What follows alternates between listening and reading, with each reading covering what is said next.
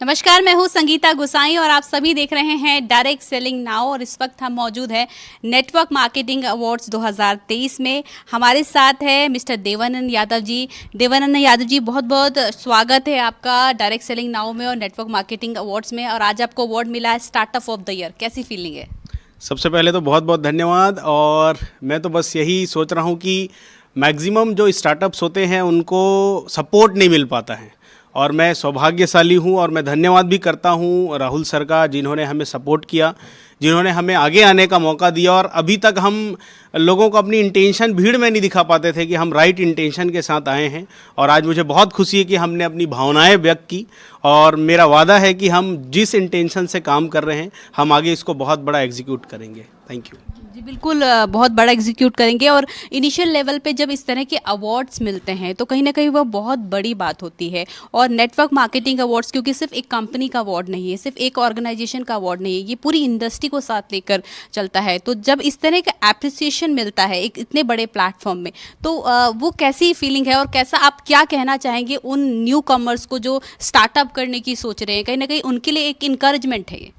Thank you, सही बोल रही हैं आप। सबसे पहली चीज़ तो यह है कि जब हम कंपनी शुरू करते हैं तो हमारे पास बताने को उतना बड़ा प्रोफाइल नहीं होता कि हमारा ऐसा है वैसा है, बहुत सारी चीज़। लेकिन जब कोई अवार्ड्स मिलते हैं तो हमारे प्रोफाइल में ये ऐड हो जाता है कि भाई हमारे काम को देखकर, हमारे सर्विस को देखकर, हमारे इंटेंशन को देखकर किसी संस्था ने हमें रिकॉग्नाइज़ किया, तो ये हमारे हौसले को बढ़ाता है। इसके अलावा जो हमारे साथ काम कर रहे होते हैं, जो सपना देख के आए होते हैं कि इस कंपनी में हमारा करियर बनेगा, और उनको कुछ लोग भड़का रहे होते हैं कि कंपनी में करियर नहीं बन पाएगा, लेकिन इस टाइप का जब रिकॉग्निशन हमें मिलता है तो उनमें एक विश्वास जगता है कि नहीं, इस कंपनी को सिर्फ हमने नहीं चुना और इस ऑर्गेनाइजेशन ने भी इस कंपनी को चुना स्टार्टअप के लिए। तो ये हमारे लिए बहुत फ़ायदेमंद है।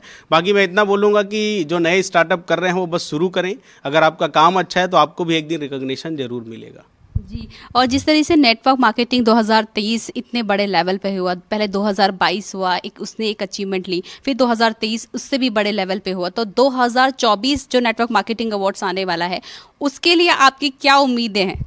सबसे पहली तो 2022 वाले में भी मैं था और वो एकदम नया था।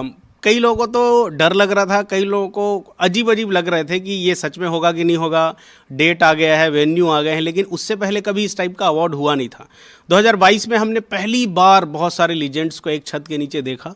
कई लोग विश्वास कम होने की वजह से नहीं आ पाए थे और उनको 2022 का देख के विश्वास हो गया कि सच में ऐसा कोई अवार्ड है और यहाँ रिकॉग्निशन मिलता है। और इस बार सारे बड़े लीजेंड यहाँ पर मौजूद हुए।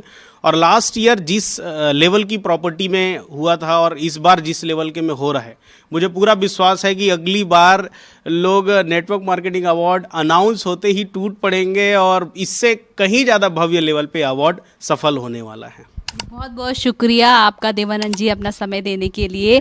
तो इस तरह की तमाम खबरों के लिए, तमाम लीडर्स की राय जानने के लिए देखते रहिए डायरेक्ट सेलिंग नाउ।